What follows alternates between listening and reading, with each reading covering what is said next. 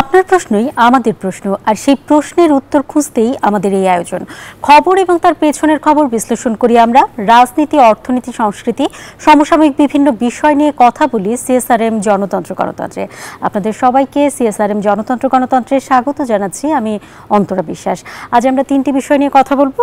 একটি হচ্ছে আজ মধ্যরাতেই শেষ হচ্ছে উপজেলা নির্বাচনের যে প্রচারণা, সেটি। আরেকটি বিষয় হচ্ছে গাছ লাগানো ও কাটার নীতিমালায় হাইকোর্টের রুল জারি হয়েছে, সেই বিষয় নিয়ে আমরা আলাপ করব। আর সুন্দরবনের আগুন, যেটি নিয়ে প্রধানমন্ত্রী উদ্বেগ প্রকাশ করেছেন, সেই বিষয় নিয়েও আমরা কথা বলবো। শুরুতেই উপজেলা নির্বাচনের যে প্রচারণা শেষ হচ্ছে আজকে, আগামী পরশুদিন নির্বাচন হবে প্রথম ধাপের, এবং সেই নির্বাচনে দেখা যাচ্ছে যে প্রথম ধাপে ব্যবসায়ী প্রার্থী বেশি, কোটিপতি 94 জন, এবং অনেক মন্ত্রী এমপিদের যে স্বজন, তাদেরকেও আমরা এই নির্বাচনে চেয়ারম্যান পদে দাঁড়াতে দেখছি। সেই প্রসঙ্গে আলাপ করতে আমাদের সঙ্গে আজ অতিথি হিসেবে স্টুডিওতে আছেন বিভু রঞ্জন সরকার, জ্যেষ্ঠ সাংবাদিক ও রাজনৈতিক বিশ্লেষক। আপনাকে স্বাগত জানাচ্ছি আমাদের এই আয়োজনে। এছাড়াও আমাদের সঙ্গে জুমে যুক্ত হয়েছেন অধ্যাপক ডক্টর নাজমুল হাসান কলিমুল্লাহ, চেয়ারম্যান জাতীয় নির্বাচন পর্যবেক্ষক পরিষদ, জানিপপ। আপনাকেও স্বাগত জানাচ্ছি আমাদের এই আয়োজনে। শুরুতেই জনাব বিভু রঞ্জন সরকার, আপনার কাছে আসলে যেটি জানতে চাই, এই উপজেলা নির্বাচন নিয়ে অনেকেই বলছেন যে সাধারণ মানুষের খুব বেশি আগ্রহ নেই, কারণ বিএনপি আসছে না, অন্য কোনো দলে সেরকম কোনো আগ্রহ দেখতে পাচ্ছি না। একমাত্র আগ্রহের জায়গা যে যারা মন্ত্রী এমপি তাদের স্বজনরা নির্বাচনে অংশগ্রহণ করছে, তো সেটি নিয়ে আসলে এক ধরনের বাকবিতণ্ডা চলছে। সেটি এক ধরনের কি বলে, নানা রকমের আলোচনা সমালোচনার সৃষ্টি করেছে। আপনার কাছে কি মনে হচ্ছে এই নির্বাচনটা আসলে কেমন হতে যাচ্ছে? ধন্যবাদ আপনাকে। আমাদের দেশের প্রধান দুটি বড় রাজনৈতিক দল আওয়ামী লীগ এবং বিএনপি। আওয়ামী লীগ বর্তমান ক্ষমতায় আছে, বিএনপিকে প্রধান বিরোধী দল বলা হয়। কিন্তু আসলে বিএনপি গত কয়েকটি নির্বাচন বর্জন করায় এখন তারা সংসদে নেই, আসলে রাজপথের বিরোধী দল বিএনপি। আপনি শুরুতেই যেটা বললেন যে নির্বাচনে বিএনপি অংশগ্রহণ করছে না, নির্বাচন কতটা আকর্ষণীয় হবে? অংশগ্রহণমূলক হবে। নির্বাচনটাকে অংশগ্রহণমূলক করার জন্য আওয়ামী লীগ কৌশল নিয়েছে। একটি কৌশলটি হলো যে এবার দলের পক্ষ থেকে মনোনয়ন দেওয়া হচ্ছে না এবং দলীয় প্রতীকেও নির্বাচন হচ্ছে না। কিন্তু এখন দেখা যাচ্ছে যে এই বড় দুটি রাজনৈতিক দলের রাজনৈতিক নীতি বলেন, কৌশল বলেন, ভিন্ন ভিন্ন। কিন্তু এই উপজেলা, এই যে ষষ্ঠ উপজেলা নির্বাচন, যেটা প্রথম ধাপের নির্বাচনটা 8 তারিখে হবে, 8ই মে, সেই নির্বাচন নিয়ে এই বড় দুটি দল প্রায় একই ধরনের সংকটে পড়েছে। সংকটটা হলো, আওয়ামী লীগের সংকট হলো যে তারা নির্বাচনকে অংশগ্রহণ মূলক করার জন্য ওপেন রেখেছে, আবার বলেছে যে দলের মন্ত্রী এমপিদের আত্মীয় স্বজন এই নির্বাচনে যাতে অংশগ্রহণ না করে সেটাই তারা চাইবে। আবার প্রধানমন্ত্রী একটা সংজ্ঞাও দিয়ে দিচ্ছেন যে স্বামী পরিবারের সংজ্ঞা, আত্মীয় সংজ্ঞা আর কি। যে কিন্তু বাস্তবে দেখা যাচ্ছে আওয়ামী লীগের এই সিদ্ধান্তটা খুব বেশি কার্যকর হচ্ছে না। মন্ত্রী এমপিদের সন্তানরা, আত্মীয়রা নির্বাচনে অংশগ্রহণ করছে। আবার বিএনপির ক্ষেত্রে সংকট হলো, বিএনপি নির্বাচনটা বর্জনের কথা বলেছে, কিন্তু তারা এই সিদ্ধান্তটা নিতে বিলম্ব করায় প্রথম পর্যায়ের নির্বাচনে বেশ কয়েকজন প্রার্থী তাদের দাঁড়িয়ে গেছে এবং তারা তাদের প্রত্যাহার করার কথা বললেও তারা প্রত্যাহার করেনি। অর্থাৎ দুই বড় দলের ক্ষেত্রেই সংকটটা হলো তাদের কেন্দ্রীয় সিদ্ধান্ত তৃণমূল পর্যায়ে মানা হচ্ছে না। এখন এই যে অবাধ্য যে প্রার্থী বা অবাধ্য যে দলীয় নেতাকর্মী, তাদের কি করা হবে? দুই দলই বলছে শাস্তি দেওয়া হবে। আওয়ামী লীগ বলেছিল যে তাদের এই সম্প্রতি অনুষ্ঠিত যে কেন্দ্রীয় ওয়ার্কিং কমিটি, সেইখানে সিদ্ধান্ত নেওয়া হবে। কিন্তু আমরা দেখলাম যে আসলে কোনো সিদ্ধান্ত নেওয়া হয়নি, বিষয়টি আলোচনায় আসেনি। কিন্তু আজকেও আওয়ামী লীগের সাধারণ সম্পাদক ওবায়দুল কাদের সাহেব বলেছেন যে তাদের বিরুদ্ধে দলীয় শৃঙ্খলা যারা ভঙ্গ করছে, সিদ্ধান্ত যারা মানছেন না, তাদের বিরুদ্ধে শাস্তিমূলক ব্যবস্থা। ওবায়দুল কাদেরের ভাই এবং ভাগ্নেও তো বোধহয় দাঁড়িয়েছে নির্বাচনে। এটাই হলো বড় সমস্যা, যে তাদের বড় অস্বস্তির কারণ হলো যে কেন্দ্রীয় সিদ্ধান্ত তারা মানাতে পারছে না। আবার বিএনপির ক্ষেত্রে হলো যে তারা নির্বাচন বয়কট করবে, কিন্তু দেখা যাচ্ছে যে তৃণমূলে তাদের একাধিক প্রার্থী, বেশ কয়েকজন প্রার্থী, অর্থাৎ প্রথম ধাপেই প্রায় ৭৫ জনকে দল থেকে বহিষ্কার করা হয়েছে, দ্বিতীয় ধাপেও প্রায় এরকমই এই সংখ্যা। তো তাহলে এই যে চতুর্থ ধাপ পর্যন্ত যে দেখা যাবে যে এই পরিমাণটা অনেক বাড়ছে। এটা একটা আমাদের রাজনৈতিক বড় দুটো দলের সংকট হলো যে কেন্দ্রীয় নেতৃত্ব তৃণমূল পর্যন্ত তাদের নিয়ন্ত্রণটা দেখাতে পারছে না। আর আরেকটি যেটা নির্বাচন, এই যে প্রথম ধাপের নির্বাচন, আমি ধরেন যে যতটুকু খবর জানি, কোন জায়গায় কয়েকজন তো বিনা প্রতিদ্বন্দ্বিতায় নির্বাচিত হয়েছে অলরেডি, কয়েকজন মানে প্রতিদ্বন্দ্বী প্রার্থী নেই।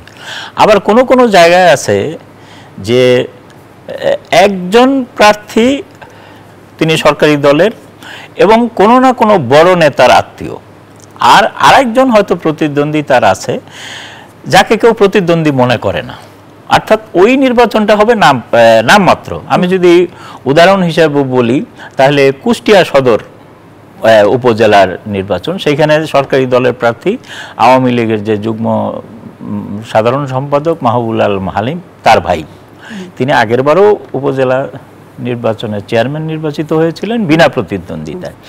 এইবার তিনি বিনা প্রতিদ্বন্দ্বিতায় হচ্ছেন না, তার একজন প্রতিদ্বন্দ্বী আছে, কিন্তু ওই যে বললাম যে স্থানীয় মানুষরা মনে করেন না যে তিনি নির্বাচনে জয়যুক্ত হতে পারবেন। এখন এই আবার দেখেন ওই জেলারই খোকসা উপজেলা, সেইখানে আবার আছে 4 জন প্রতিদ্বন্দ্বী, 6 জন, কিন্তু বাস্তবে প্রচারণায় দেখা যাচ্ছে 4 জনকে। এই 4 জনের 3 জনই হলো আওয়ামী লীগ, আর একজন হয়তো অন্য তাহলে ওখানে প্রতিদ্বন্দ্বিতা হবে হয়তো, কিন্তু আওয়ামী লীগের প্রতিদ্বন্দ্বী আওয়ামী লীগ। তাহলে কি দাঁড়াচ্ছে এটা যে নির্বাচনটা সম্পর্কে স্থানীয় মানুষের ধারণা যে নির্বাচনটা আসলে প্রতিদ্বন্দ্বিতাপূর্ণ হচ্ছে না, অংশগ্রহণমূলক হচ্ছে না, এটা আওয়ামী লীগেরই এককই।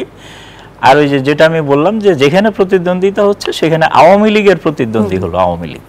তো এই অবস্থায় মানুষের মধ্যে কিন্তু ভোট কেন্দ্রে গিয়ে ভোট দেওয়া উৎসাহটা, আগ্রহটা কম থাকা স্বাভাবিক। আমরা আমাদের গত জাতীয় নির্বাচনেও দেখেছি, দ্বাদশ সংসদ নির্বাচনে অংশগ্রহণ কিন্তু মানুষের কম ছিল, ভোটার উপস্থিতি কম ছিল, সেরকমই একটা নির্বাচন এইরকম হওয়ার আশঙ্কা আমি দেখি। আর কোন জায়গায় হয়তো নানান কারণে, স্থানীয় কারণ, যেমন কোন জায়গায় দেখা যাচ্ছে যে বিএনপি নির্বাচনে অংশ নিচ্ছে না, কিন্তু বিএনপির নেতাকর্মীরা আওয়ামী লীগের তাদের স্থানীয় স্বার্থ বা স্থানীয় নানান আত্মীয়তা বলেন বা আঞ্চলিকতা বলেন, নানান কিছু বিবেচনা হয়তো আওয়ামী লীগের কোনো না কোনো প্রার্থীর পক্ষে তারা প্রচারণা করছেন। আবার কোথাও যে বিএনপির প্রার্থীও আছে, এই জায়গাগুলোতে হয়তো একটু ভোটার উপস্থিতি বেশি হতে পারে। এবং কিন্তু আরেকটা আশঙ্কার দিক হচ্ছে মানে নির্বাচনটা শান্তিপূর্ণ হবে কিনা। নির্বাচনের সংঘাত সংঘর্ষ আমাদের দেশে নতুন কিছু না, বিশেষ করে স্থানীয় নির্বাচনে এটা বেশি হয়ে থাকে। তো যেহেতু বড় মানে বহু আসনে বা বহু উপজেলায় ওই মানে বিভিন্ন দলের প্রতিদ্বন্দ্বী প্রার্থী না থাকায় হয়তো কম হবে সংঘাত সংঘর্ষ, কিন্তু একেবারে হবে না এটা মনে করার কোনো কারণ নেই। ধন্যবাদ আপনাকে। ফিরবো আবার আপনার কাছে। অধ্যাপক ডক্টর নাজমুল হাসান কলিমুল্লাহ আছেন, আপনার কাছে আসলে বিশেষভাবে যেটি জানতে চাই, এই দ্বিতীয় ধাপে আমরা দেখতে পাচ্ছি মানে 21 জন বিনা প্রতিদ্বন্দ্বিতায় এরই মধ্যে নির্বাচিত হয়ে গেছেন। মানে অনেক চেয়ারম্যান, ভাইস চেয়ারম্যান তারা বিনা প্রতিদ্বন্দ্বিতায় নির্বাচিত হয়ে যাচ্ছেন। নির্বাচনটি হচ্ছে আওয়ামী লীগ বনাম আওয়ামী লীগের মাঝে, অনেক জায়গায় নির্বাচন হচ্ছে বিনা প্রতিদ্বন্দ্বিতায় নয়, কিন্তু যে প্রতিদ্বন্দ্বিতা হচ্ছে, যেটি যারা বিভূরঞ্জন সরকার বলছিলেন, সেটিকে আসলে প্রতিদ্বন্দ্বিতা বলাই হয় না। তাহলে এরকম একটি নির্বাচনকে কি আমরা সুষ্ঠু বলবো কিনা, বা কতটা গ্রহণযোগ্য বলবো আসলে এই নির্বাচনকে? আপনার কাছে কি মনে হয়, বা এটা কি গণতন্ত্রের ধারাকে অব্যাহত রাখার ক্ষেত্রে কোনো ধরনের ভূমিকা রাখবে কিনা? ধন্যবাদ। দেখুন, আমাদের যেই পদ্ধতিতে নির্বাচন আয়োজন হয়ে আসছে আবহমান কাল থেকে। রাষ্ট্রবিজ্ঞানের ভাষায় এটিকে ইংরেজিতে বলে ফার্স্ট পাস্ট দি পোস্ট, অর্থাৎ একজন প্রার্থী অন্য সকল প্রার্থীর তুলনায় এক ভোটও যদি বেশি পান অথবা একটি ভোটও না পান, তাকে নির্বাচিত ঘোষণা করার সুযোগ আছে বিনা প্রতিদ্বন্দ্বিতায়। ফলে আমাদের এই পদ্ধতিতে পার্সেন্টেজ কি পরিমাণ হলো তাতে কিছুই যায় আসে না, আইনত এটা সিদ্ধ। আর এই বিষয়ে এই বছর পর বছর সরকার আসছে গেছে, কিন্তু ভিন্ন পদ্ধতি, আপনার প্রপোর্শনাল রিপ্রেজেন্টেশন সিস্টেম কিংবা সেকেন্ড রাউন্ড, এ ধরনের কোনো প্রস্তাবের পক্ষে কোনো দলই অবস্থান নেয়নি। তো ফলে ক্ষমতায় যে যখন গেছে, যারা আসছেন তারা ভেবেছেন যে আমরা তো আছি, কোনো সমস্যা নেই। এই অ্যাটিটিউডের কারণে আজকে এই অবস্থাটি। আর আপনার এখানে স্থানীয় সরকারের একটি টিয়ারের নির্বাচন, এটি সেটাও আমাদের ভুলে গেলে চলবে না।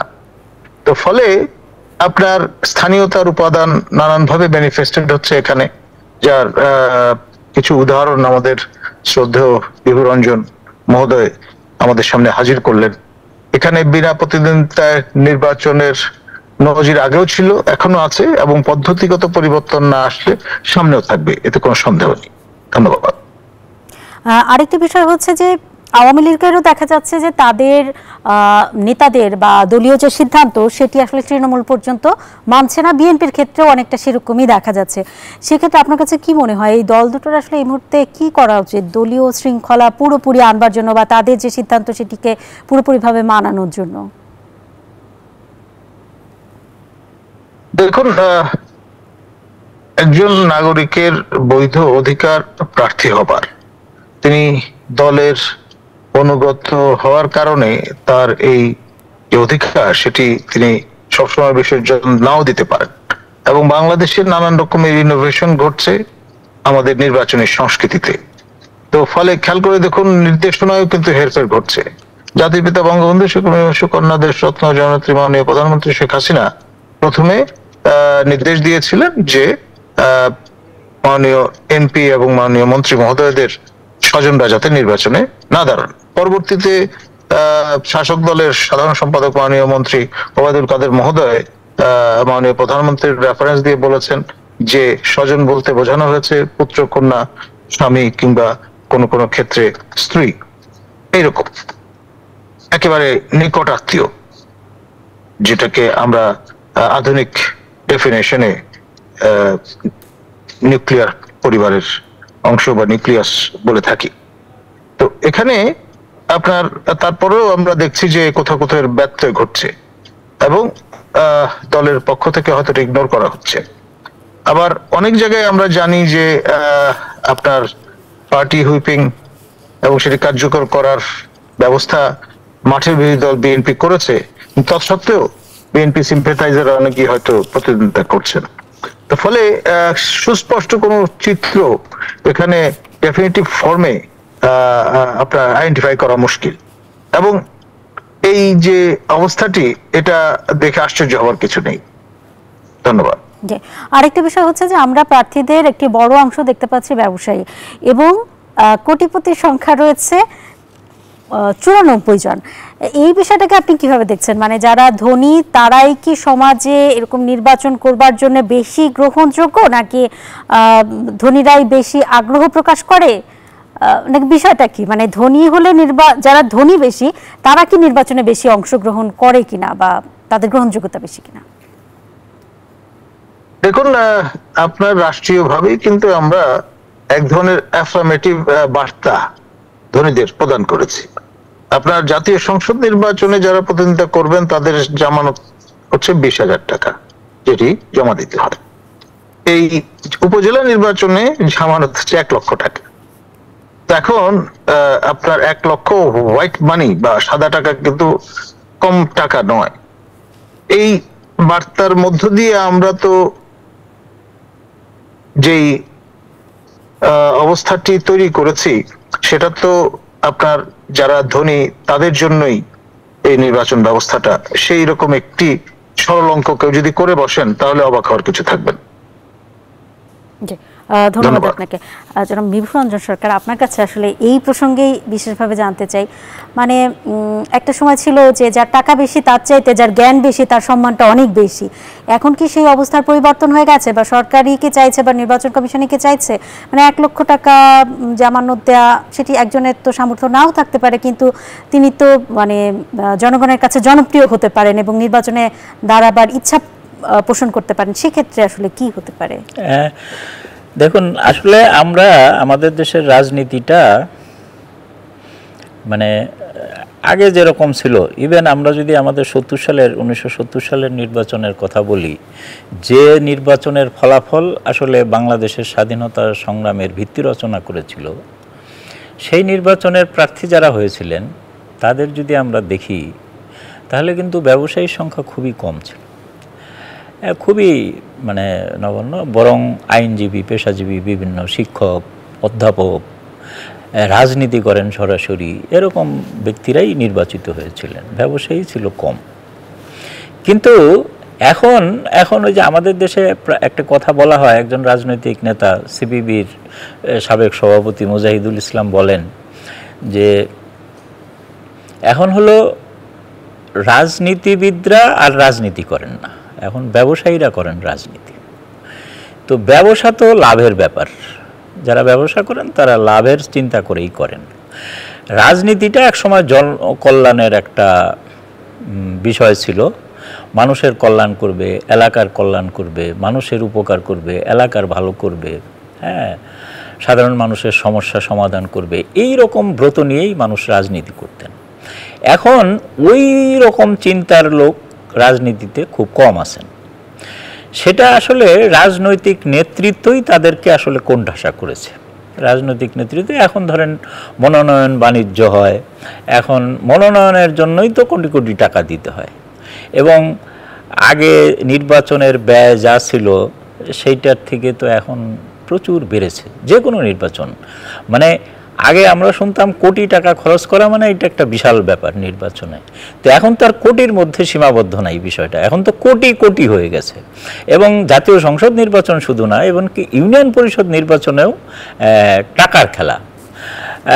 আমি আজকেই একটা টেলিভিশন অনুষ্ঠানে শুনলাম যে একজন বলছেন যে প্রার্থীরা সবাই টাকা দিচ্ছে এবং মানুষ কিছু কিছু করছেন, কারণ মানুষও জানেন যে ভোটের পরে এই নেতাদের বা এই প্রতিনিধিদের তো আমরা খুব বেশি কাছে পাবো না, তারা তাদের ভাগ্য পরিবর্তনের কাজে নেমে পড়বেন। আপনি দেখবেন যে আজকে টিআইবি যে রিপোর্ট দিয়েছে সেখানে দেখা যাচ্ছে যে একজন উপজেলা চেয়ারম্যান এই গত 5 বছরে কত সম্পদের অধিকারী হয়েছে। তো এই সম্পদটা আসলে কোথায় আর কোত্থেকে আসছে? হ্যাঁ, তারা নিশ্চয়ই মানে কি বলবো, সুস্থ পথে বা কোনো ন্যায়ানুগ পথে এই টাকাটা আর উপার্জন করছেন না, তারা আসলে আত্মসাৎ করছেন বা সবারই আসলে প্রশ্ন। এবং চেয়ারম্যান হওয়ার আগে তার আর্থিক কি অবস্থা ছিল এবং চেয়ারম্যান হওয়ার পরে কি ছিল সেটি নিয়েও আসলে অনেক প্রশ্ন তোলে। এবং না, যেটা ওই যে বলছিলাম যে আমাদের ব্যবস্থাপনায়, যেটা কলিমুল্লাহ সাহেবও বলেছেন যে আসলে আমরা তো সুস্থতার পক্ষে বা কোনো নীতি নিয়মের পক্ষে দৃঢ় অবস্থান নেই না। কত শতকরা কতজন মানুষ ভোট দিলে সেই ভোটটাকে আমরা গণতন্ত্রের সংজ্ঞা অনুযায়ী বলবো যে হ্যাঁ এটা প্রকৃত ভোট হয়েছে, আমাদের এখানে আবার দেখেন যে নির্বাচনে ব্যয়ের ক্ষেত্রেও কিন্তু একটা সীমাবদ্ধ করে দেওয়া আছে, কিন্তু সেটা কেউই মানেন না। তারপরেও আসলে আমাদের প্রত্যাশা যে উপজেলা নির্বাচন পুরোপুরি সুষ্ঠু হবে এবং কোনো ধরনের বিশৃঙ্খলা হবে না, সেটি আসলে আমরা তো আসলে ভালোটাই আশা করি, কিন্তু সবসময় হয়তো সেই ভালোটা আমাদের প্রত্যাশা অনুযায়ী হয় না। বিরতি নিতে হচ্ছে, ফিরে এসে আমরা গাছ লাগানো ও কাটার নীতিমালায় হাইকোর্টের যে রুল জারি হয়েছে সেই প্রসঙ্গে আলাপ করব। অধ্যাপক ডক্টর নাজমুল আহসান কলিমুল্লাহ, আপনাকে অসংখ্য ধন্যবাদ আমাদেরকে এই পর্বে সময় দেবার জন্য। দর্শক, ছোট্ট একটা বিরতি নিচ্ছে, ফিরছি কিছুক্ষণের মাঝেই। বিরতির পর আবারও স্বাগত, দেখছেন সিএসআরএম জনতন্ত্র গণতন্ত্র। এই পর্যায়ে আমরা কথা বলবো গাছ লাগানো এবং কাটার নীতিমালায় হাইকোর্টের একটি রুল জারি হয়েছে। অর্থাৎ কেউ যদি এখন গাছ কাটতে চায় এবং কিংবা গাছ লাগাতে চায়, এই দুই বিষয়ে হাইকোর্টের এক ধরনের রুল জারি হয়েছে।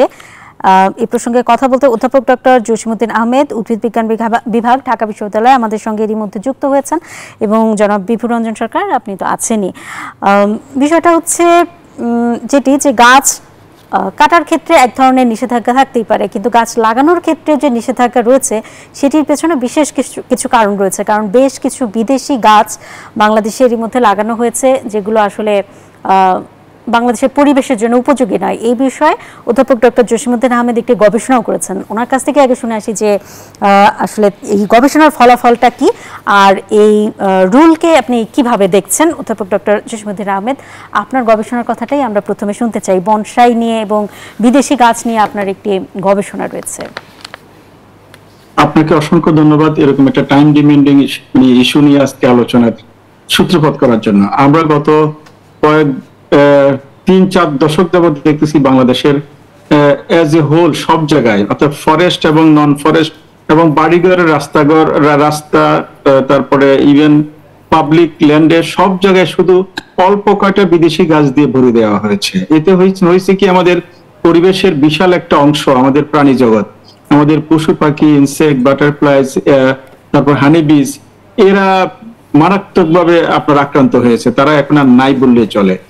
এই দিক থেকে ধরেন ঢাকা শহরের কথা যদি আমরা বলি, ঢাকা শহরে আমরা গত 4 দশকে আমাদের যে অবজারভেশন আমরা দেখলাম, আমরা দেখছি ঢাকা শহরের ফুটপাত তো নাই ঠিক, ফুটপাত অথবা রোড আইল্যান্ডের মাঝখানে মোটামুটি 10 থেকে 12টা স্পিসিস দিয়ে সব জায়গাকে কিন্তু ভরিয়ে দেওয়া হয়েছে। এর ফলে হয়েছে কি, আমরা হয়তোবা মানে কিছুটা ছায়া পাচ্ছি অথবা আমরা কিছুটা কাঠ পাচ্ছি, আমাদের পরিবেশের যে অন্যান্য সার্ভিসগুলো আমরা সেখান থেকে মানে পুরোপুরি বঞ্চিত হচ্ছি। এখানে সবচেয়ে বড় ইস্যু হচ্ছে আমাদের দেশীয় যে হেরিটেজ, দেশীয় গাছ, হ্যাঁ, মানে অর্থাৎ যেখানে আমাদের শালবনের অংশ হচ্ছে ঢাকা শহর, তাই না? সেখানে শালের সাথে আরো 100 প্রজাতির বৃক্ষ ছিল, যেগুলো সংখ্যায় কম কিন্তু ছিল। আমরা শাল গাছ তো দূরের কথা, অন্য কোনো গাছ পর্যন্ত আমরা ঢাকা শহরে লাগাইনি। আপনি যদি খুঁজেন তাহলে হয়তো অনেক কষ্টে একটা পলাশ গাছ দেখতে পাবেন, একটা সোনালু গাছ দেখতে পাবেন, একটা শিমুল গাছ তো সচরাচর দেখাই যায় না, অথবা কোনো জায়গায় একটা ছাতিম গাছ দেখতে পাবেন। হ্যাঁ, তাহলে এই যে আমার নিজস্ব গাছগুলো যেখানে নিজস্ব বাসস্থানে বিপন্ন, সেখানে তাদেরকে ইগনোর করে আপনি বিদেশি গাছ দিয়ে দেশটাকে ভরিয়ে দিচ্ছেন। তো ফলে হচ্ছে কি, আমার হেরিটেজটা নষ্ট হয়ে যাচ্ছে, আমার বায়োডাইভার্সিটি গুলো আছে ধ্বংস হয়ে যাচ্ছে, আমার গাছ থেকে যে সার্ভিসটা আমরা পাওয়ার কথা, কারণ একটা গাছ বড় হবে, সেখানে ফুল হবে, ফল হবে, ঔষধি গুণাগুণ থাকবে, তারপরে ছাত্রছাত্রীরা শিক্ষা, গবেষণা এই সবকিছু করবে, কিন্তু সবকিছু থেকে বঞ্চিত হচ্ছে। আর সবচেয়ে বড় কথা হচ্ছে, ঢাকা শহরে যখন এসে বিদেশিরা নামবে, ধরেন এয়ারপোর্টের কথা যদি আমরা বলি, এক্সাম্পল দিই, তাহলে সেখানে এসে বাংলাদেশের কালচার দেখবে, পরিবেশ দেখবে, হেরিটেজ দেখবে, সেখানে আসি দেখবে চাইনিজ অথবা তাইওয়ানি বনসাই, তাহলে আমার তো হেরিটেজটাকে আমি ধ্বংস করে দিচ্ছি। তা আমরা যেটা বারবার চাচ্ছিলাম, কেউ আমাদের কথা কানে নিচ্ছে না। আমি হাইকোর্টকে ধন্যবাদ জানাই এই জন্য যে ওনারা অ্যাটলিস্ট আমাদের কথাগুলোকে আমলে নিয়ে ওনারা আজকে একটা রুল জারি করেছেন। হ্যাঁ, গাছ লাগাতে হবে, গাছ কোন প্রজাতির গাছ লাগাবে এটা একটা বিজ্ঞান, গাছটা কোথায় লাগাবে এটা একটা বিজ্ঞান, গাছটা লাগানোর পরে যে ম্যানেজমেন্ট ইস্যু এটা একটা বিজ্ঞান। এতগুলো বিজ্ঞানকে অস্বীকার করে আপনি কখনো আবেগ আপ্লুত হইয়া কোনো গাছ লাগাতে পারেন না। এখন যে ইস্যুটা আসছে, আমরা এখন তাপদায়ে ভুগছি, অনেকে বলছে তাড়াতাড়ি গাছ লাগিয়ে দেন। না, এখন তো গাছ লাগানোর সময় না। আপনি ইচ্ছে করলে গাছ লাগালে সেটা তো কালকে বাঁচবে না। আপনি তো গাছ লাগাই দিয়ে চলে আসেন, আপনি সেখানে পানিও দেন না, ম্যানেজমেন্টও করেন না। হ্যাঁ, সাধারণত গাছ আমরা বর্ষাকালে লাগাই, তাই না? তাহলে কি গাছ লাগাবো? তাহলে এটা অবশ্যই একটা পরিকল্পনা ভিত্তিক হইতে হবে, যেখানে পরিকল্পনাটা নিশ্চয়ই এখন থেকেই করতে হবে। অধ্যাপক ডক্টর জসিমউদ্দিন আহমেদ, আপনার কাছে আরো কয়েকটা প্রশ্ন রয়েছে। একটা হচ্ছে যে ঢাকা শহরে যে বড় রাস্তাগুলো রয়েছে, সেই দুই পাশে আসলে কি ধরনের গাছ লাগানো দরকার? আপনি বেশ কিছু নাম বলেছেন, এরই মধ্যে পলাশ, সোনালু, শিমুল, শাল। এছাড়াও কি অনেকে বলে থাকেন যে ফলের গাছ লাগালে সেটি থেকে যেহেতু বাংলাদেশ পুষ্টির দিক থেকে বেশ পিছিয়ে রয়েছে, তো সেই পুষ্টির ক্ষেত্রেও আসলে কোনো কাজে লাগতে পারে। আবার কেউ কেউ বলেন যে যদি বড় ফলের গাছ লাগানো হয়, মানে যেমন কাঁঠাল বা এই ধরনের কোনো গাছ, সেটা রাস্তায় পড়লে সেটি আরেক ধরনের সমস্যাও হতে পারে। মানে ঢাকা শহরের বড় রাস্তার দুই পাশে হাইওয়েতে এবং যে ডিভাইডারগুলো রয়েছে, কোন জায়গায় কি ধরনের গাছ লাগানোর জন্য পরামর্শ দেবেন আপনি? আমি যেটা সবসময় বলে আসছি, আমাদের রাস্তার মাঝখানে যে ডিভাইডারটা একবারে ন্যারো এবং কার্পেটের উপরে, সেখানে বড় গাছ লাগানোর কোনো সুযোগ নাই। বড় গাছ লাগানোর ফলে প্রতি বছর কিন্তু কালবৈশাখী অথবা বর্ষাকালে প্রচুর অ্যাক্সিডেন্ট হচ্ছে, কারণ সেখানে মাটির গভীরতা শর্ট, হ্যাঁ, তারপর হচ্ছে জায়গাটা খুব ন্যারো। বড় গাছ লাগাই দিচ্ছেন, বড় হচ্ছে, কিন্তু রুট গুলো কিন্তু এক জায়গায় ক্যাপ্ট হয়ে আছে, ফলে ইমব্যালেন্স হচ্ছে। সেগুলা বর্ষাকালে অথবা একটু কালবৈশাখী জ্বর হলে সেটা পরে হিতে বিপরীত হচ্ছে। সেজন্য আমরা বলি, যদি আপনি সড়ক দ্বীপে গাছ লাগান, সড়ক দ্বীপটাকে অবশ্যই প্রশস্ত করতে হবে এবং মাটির সাথে সংযোগ দিতে হবে। তাহলে আপনার যে আমরা যে উপযুক্ত প্রজাতিগুলো, আপনি যদি বলেন যে আমাদের দুটো গাছকে আমরা জাতীয়ভাবে স্বীকৃতি দিয়েছি, একটা হচ্ছে জাতীয় ফল, একটা হচ্ছে জাতীয় বৃক্ষ, সেটা তো আজকে আমাদের কোনো জায়গায় নাই। হ্যাঁ, যদি আপনার সেরকম উপযুক্ত জায়গা হয় তাহলে আপনি জাতীয় ফল লাগাতে পারেন, কোনো অসুবিধা নাই। কিন্তু যেহেতু আপনার জায়গা ন্যারো, সেখানে আমরা লাগানোর জন্য কখনো বলবো না। আমরা যেহেতু ন্যারো জায়গাতে সাধারণত সিজনাল যে সকল ফ্লাওয়ার হয় সেগুলো আপনি লাগাতে পারেন, বড় জোর বুশি গাছগুলো লাগাতে পারেন, কিন্তু লাগালে চলবে না। তার এক্সট্রা যে ব্রাঞ্চ গুলো সেটা অবশ্যই আপনাকে ম্যানেজ করতে হবে, তা না হলে আপনার যানবাহন মানুষের চলাচলে অবশ্যই বিঘ্ন সৃষ্টি করবে। অথবা আপনি যদি ফুটপাত তৈরি করেন তাহলে অবশ্যই সেটা প্রশস্ত করে সেখানে স্লো গ্রোয়িং এবং স্ট্রেট, অনেক লম্বা হয়, উঁচু হয়, সেরকম জাতের দেশীয় গাছগুলো লাগাতে হবে। তাহলে গাছ তো রোপণ করার পর গাছ বয়সের সাথে সাথে গাছ অবশ্যই সম্পদে পরিণত হতে হবে। আপনি গাছ লাগাচ্ছেন, সেটা বড় হলে মুড়ির মতো ভেঙে পড়ে যাচ্ছে। আমার এত দামি জায়গা, গাছগুলো লাগানো দরকার রাস্তার দুপাশে। আমি হাইওয়েতে সাধারণত হচ্ছে আমাদের বড় এবং টলেস্ট বৃক্ষগুলো, যেমন গর্জন, সিবিট, বৈলাম, চাপালিশ, তেলসুর, রক্তন, সবচেয়ে উঁচু গাছগুলো হাই রোডের একবারে নিচে নিচে, একবারে রাস্তার পাশে না, সেখানে বিভিন্ন জোন আছে কিন্তু হাই রোডের, হ্যাঁ, আপনার একবারে লাস্ট যে জোনটা, হ্যাঁ, সেখানে আপনি বড় গাছগুলো লাগাতে পারেন। আর রাস্তা যেখানে কার্পেটের কাছাকাছি, হ্যাঁ, সেখানে আপনি ছোট সিজনাল যে সকল ফ্লাওয়ার সেগুলো আপনি লাগাতে পারেন। আপনি কিন্তু বড় গাছগুলো সাধারণত রাস্তার নিচে যে এজ যেটা, আপনি সেখানে লাগাবেন। আপনি বড় গাছ সাধারণত রাস্তাকে যদি আপনি শেড দিয়ে দেন, তাহলে সেই রাস্তায় ভিটামিন থাকে না, বর্ষাকালে পানি পড়ে ভিটামিন ধ্বংস হয়ে যায়। আবার সারাক্ষণ রাস্তার ছায়া থাকলে সেই রাস্তাও কিন্তু ক্ষতিকর হয়। তো সেই জন্য রাস্তার পাশে লাগালে, একবারে পাশে লাগালে তার রুট দিয়ে কিন্তু রাস্তা নষ্ট হয়ে যায়। সেই জন্য রাস্তার আপনার রাস্তার অনেকগুলো জোন আছে, লোয়ার জোনে গিয়ে বড় গাছ লাগাতে হবে। অনেক ধন্যবাদ আপনাকে। জনাব বিভুরঞ্জন সরকার, কি বলবেন এ বিষয়ে? হাইকোর্টের রুল নিঃসন্দেহে একটি ভালো উদ্যোগ। না, অবশ্যই আমরা তো হলাম বাধ্য না করলে সাধারণত কিছু করতে চাই না। আমরা গাছ কাটতে অভ্যস্ত, লাগাতে না। এবং এখন ধরেন যখন এই যে মানে গরমে অসহ্য হয়ে উঠেছে সবকিছু, তখন আমরা হাহাকার করছি। কিন্তু এটা তো একদিনে তৈরি হয়নি, অনেক বছর থেকে এটা তৈরি হয়েছে।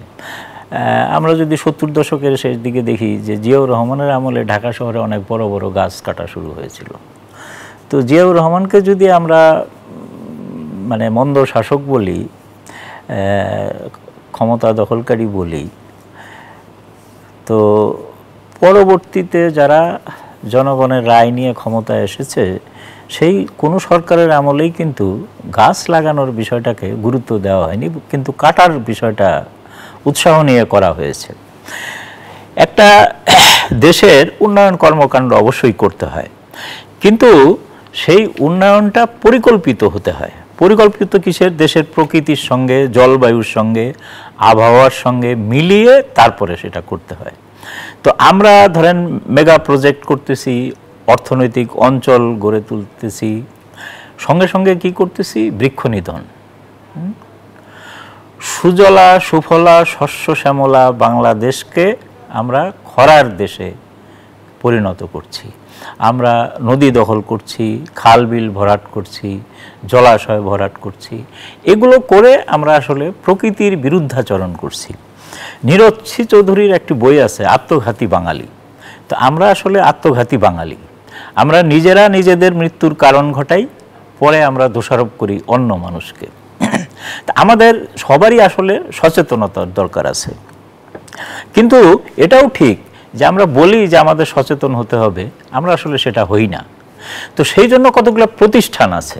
এই যে উচ্চ আদালত যে রায় দিল, উচ্চ আদালতের কাজই কিন্তু আসলে দেশকে ন্যায়ের পথে চালিত করা, মানুষের মনে আস্থা তৈরি করা, ন্যায় বিচার করা, সুশাসন নিশ্চিত করা, এগুলো আর কি। তো এই যে বৃক্ষ কর্তন নিধন, এটাও তো এক ধরনের দুঃশাসন বলবো আমি, হ্যাঁ, খারাপ শাসন। তো কাজে এইখানেও যদি সুশাসন নিশ্চিত করতে হয়, তাহলে ওই নীতিমালা কার্যকর করার জন্য এই আদালতের দ্বারস্থ হতে হয়। আদালত আমাদেরকে আজকে তার একটা নমুনা দেখিয়েছেন, একটা দিয়েছেন। তা আমরা এটাও জানি যে একটা শহরের কত শতাংশ জলাভূমি থাকা দরকার, কতটুকু সবুজ আচ্ছাদন থাকা দরকার, এগুলো কিন্তু উন্নত অন্যান্য দেশে আছে। আপনি দেখেন মরুভূমির দেশে কিন্তু এখন মানে গাছপালা গড়ে উঠছে, আর আমাদের দেশ যেখানে সবুজ শ্যামল দেশ বলে আমরা গর্ববোধ করতাম, আমরা দেশটাকে মরুভূমি বানিয়ে ফেলছি।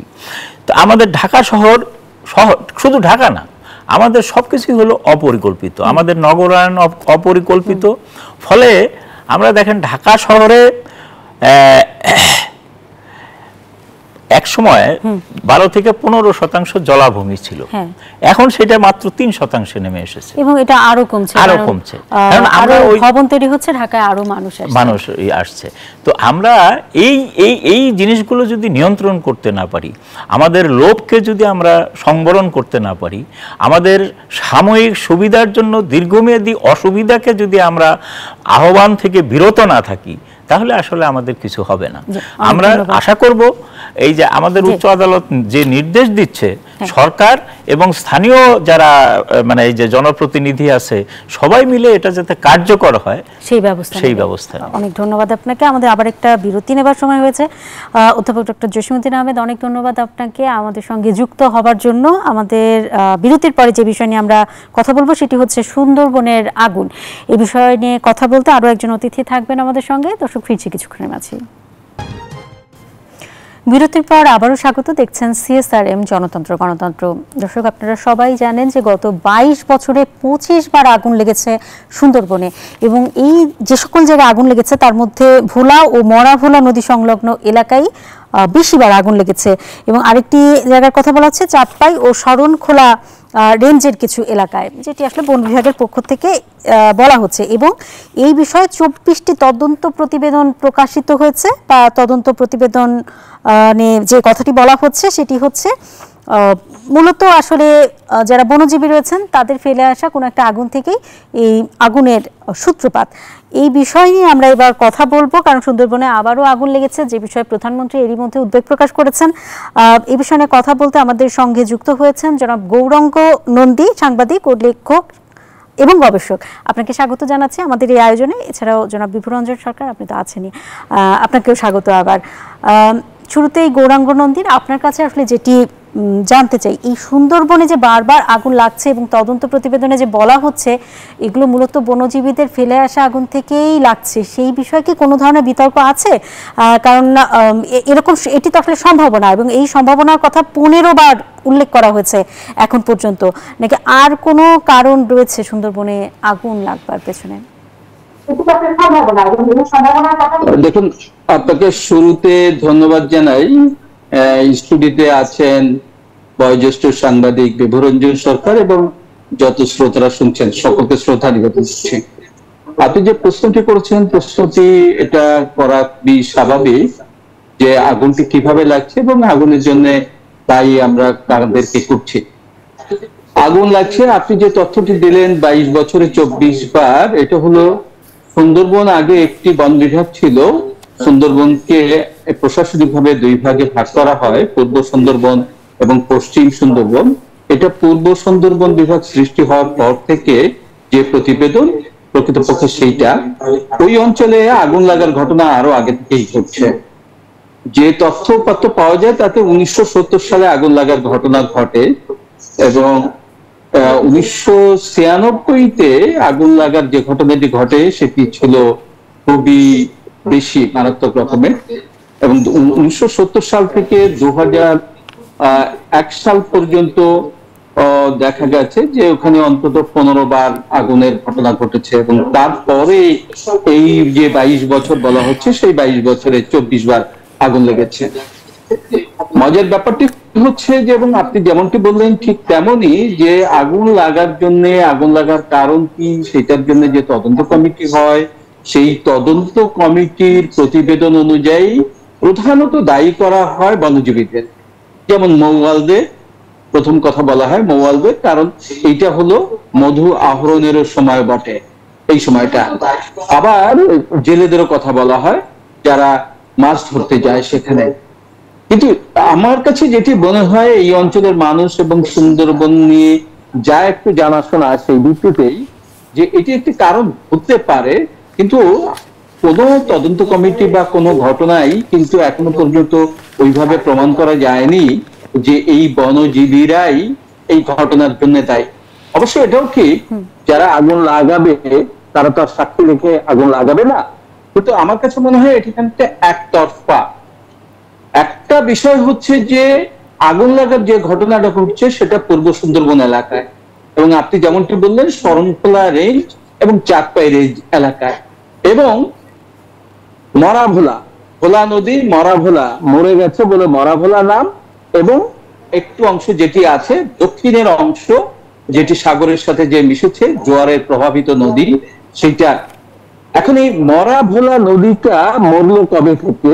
মরাভোলা নদীটা মরতে শুরু করেছে, যে আমরা তথ্য পাচ্ছি সেটা 1960 সালের আগে থেকে মরাভোলা নদীটা মরে গেছে, এবং মরাভোলা নদী মরে যাওয়ার কারণে ওই নদীর সাথে সংযুক্ত যে খাল নালাগুলো ছিল সবই কিন্তু ওইখানে মরে গেছে, শুকিয়ে গেছে, এবং ওই বনের ওই জায়গাটা অপেক্ষাকৃত উঁচু জায়গা, শুষ্ক জায়গা। এই সময়ে মৌসুমে পাতা ঝরে, প্রচুর পরিমাণে পাতা ওই বনভূমিতে পতিত হয়, পাতার একটা পুরু আস্তরণ তৈরি হয়, এবং ওইখানে খুব বড় কোনো গাছও নেই, যে গাছগুলো নানান ভাবেই হয়তো কোনো না কোনো ভাবে আহরণ করতে গিয়ে আমরা সেটা মেরে ফেলেছি বা পরিকল্পিত ভাবে কেটেছি, বলে ওই এলাকাটি অতি গরমে ওইটা শুকানো থাকে। শুকিয়ে যাওয়া জায়গায় কোন রকম ভাবে আগুনের ফুলকি যদি পড়ে তাহলে সেটা আগুন লেগে যায়, এবং সেই আগুনটা অতি দ্রুত ছড়িয়ে যায়, কারণ ওই যে পাতা, শুকিয়ে যাওয়া পাতা, সেই পাতার আগুন এবং ওখানকার যে ক্যারেক্টার সেটি হচ্ছে ওইখানকার যে গাছপালাগুলো আছে, গাছপালার শিকড় দিয়ে হচ্ছে আগুন প্রবাহিত হয়, যেটা আগুন খুব দ্রুত বিস্তৃত হয়। এই যে চাঁদপাই ও শরণখোলায় কি সেই একই অবস্থা? মানে আপনি মরাভোলা নদীর কথা বলছিলেন,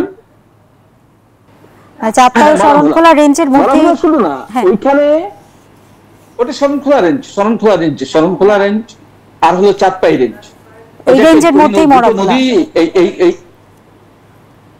হ্যাঁ, মরাভোলা নদীটা পূর্ব দিক দিয়ে পশুর থেকে সংযুক্ত হয়েছে, পশুর মানে মংলার চিলার নিম্নভাগ থেকে যুক্ত হয়ে একেবারে পূর্ব দিকে চলে গিয়েছে, এবং বনের যে জিউধরা স্টেশন পয়েন্ট, যেটা জিউধরা, এই এলাকাটি সম্পূর্ণভাবেই মানে সুন্দরবনটা হচ্ছে প্রাকৃতিকভাবে নদী দ্বারা সীমান্তটা নদী সীমান্ত ঘেরা, কিন্তু ওই একটা বিশাল এলাকা আছে যেখানে নদী শুকিয়ে যাওয়ার ফলে বনভূমি এবং বসতি একাকার হয়ে গিয়েছে, সেখানে মানুষ অতি সহজেই যাতায়াত করতে পারে।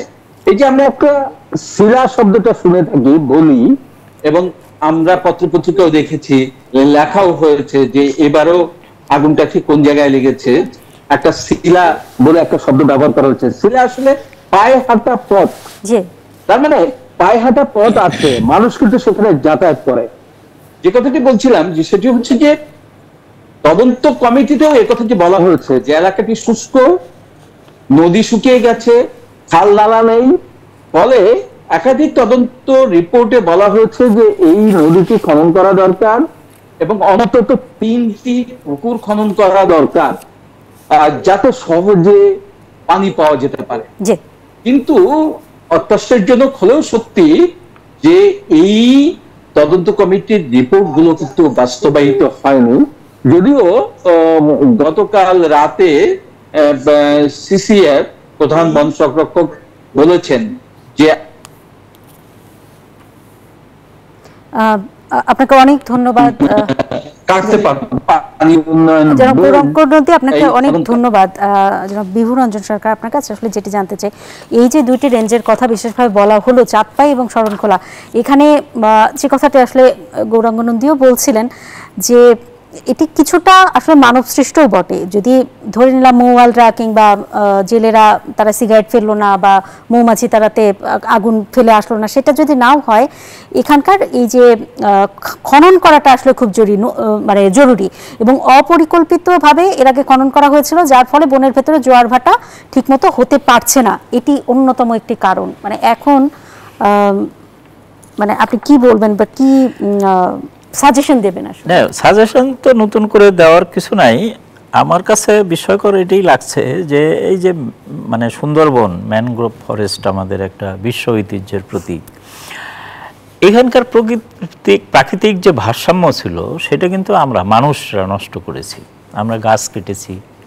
এখন সুন্দরবনে বাঘ, কুমির, পশু পাখি, কীট পতঙ্গ সবকিছুই কমে গেছে।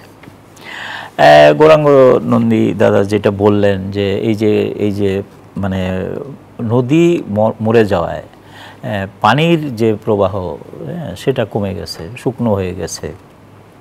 এখন দেখেন যে 1970 সাল থেকে এই পর্যন্ত যদি 24 বার আগুন লাগার ঘটনা ঘটে থাকে, তার মানে হলো যে একটা জিনিস পুনরাবৃত্তি হচ্ছে। 22 বছরে 25 বার, 22 বছরে যদি 25 বার, তাহলে এই যে পুনরাবৃত্তি হচ্ছে বারবার। এবং 24টা তদন্ত প্রতিবেদন প্রকাশিত হয়েছে। তদন্ত প্রতিবেদন সম্পর্কে আমাদের একটা সাধারণ ধারণা যে এই জিনিসটা হলো ধামাচাপা দেওয়ার জন্য করা হয়, মানুষের মধ্যে উত্তেজনা তৈরি না হয়, এইটা সময় নেওয়া হয়, এই করা হয়, একটা প্রতিবেদন দেওয়া হয়।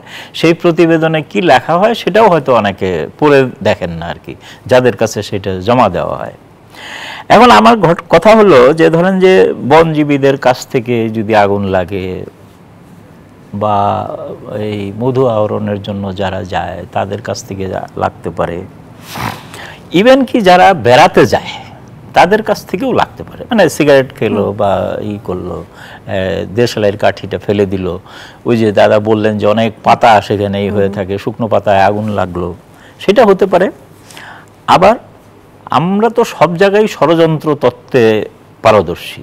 তা আমি যদি সেটাও বলি যে কেউ বা কোনো মহল উদ্দেশ্যমূলকভাবেই এই আগুন লাগানোর ঘটনাটা ঘটাচ্ছে, তাতে লাভ ক্ষতিটা তো পরের ব্যাপার।